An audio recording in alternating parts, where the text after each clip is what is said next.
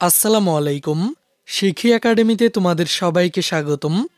এই ভিডিওতে এখন আমরা অষ্টম শ্রেণীর জীবন ও জীবিকা বইয়ের প্রথম অধ্যায় থেকে 18 পৃষ্ঠার কাজগুলোর সমাধান দেখব। এখানে প্রথমেই বলা হয়েছে এই অধ্যায়ে আমরা যা যা করেছি। প্রযোজ্য ঘরে টিক চিহ্ন দাও। আমরা এই সম্পূর্ণ অধ্যায়টিতে যেসব অভিজ্ঞতামূলক কাজগুলো করেছি এখানে প্রতিটি কাজ উল্লেখ করা আছে। আর শিক্ষার্থীরা ইতোমধ্যেই কিন্তু আমরা এই প্রতিটি কাজের সমাধান নিয়ে ভিডিও ক্লাস আপলোড করেছি। তোমরা যদি এই অধ্যায়ের সবগুলো ক্লাস না দেখে থাকো তাহলে তোমরা আমাদের চ্যানেলের প্লেলিস্টে গিয়ে সবগুলো ক্লাস দেখে নিবে।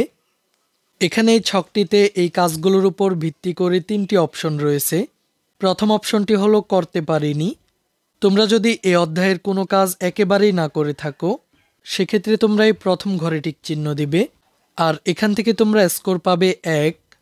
আর তোমরা যদি এই অধ্যায়ের কাজগুলো আংশিকভাবে করে থাকো সেক্ষেত্রে তোমরা এই দ্বিতীয় ঘরে টিক চিহ্ন দিবে, আর এখান থেকে তোমরা স্কোর পাবে 3। আর কাজগুলো যদি তোমরা ভালোভাবে করে থাকো সেক্ষেত্রে তোমরা এই তৃতীয় ঘরে টিক চিহ্ন দিবে, আর এখান থেকে তোমরা স্কোর পাবে 5। এবার চলো তোমরা এই ছকটি কিভাবে সমাধান করবে তা আমি দেখিয়ে দিচ্ছি।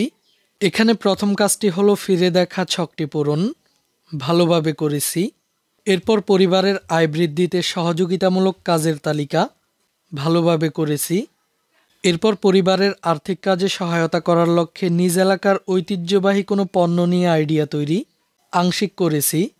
মজুদ ব্যবস্থাপনা সম্পর্কে ধারণা অর্জন। ভালোভাবে করেছি। এরপর পরিবারের মজুদ ব্যবস্থাপনার জন্য কার্যকর উদ্যোগ গ্রহণ। আংশিক করেছি। এরপর পরিবারের মজুদের স্টক লেজার তৈরি। ভালোভাবে করেছি। ইভেন্ট ম্যানেজমেন্টের ধারণা অর্জন। ভালোভাবে করেছি। আর সবশেষ কাজটি হলো ফায়ার ড্রিল ইভেন্টটি পরিচালনায় সক্রিয়ভাবে অংশগ্রহণ। ভালোভাবে করেছি।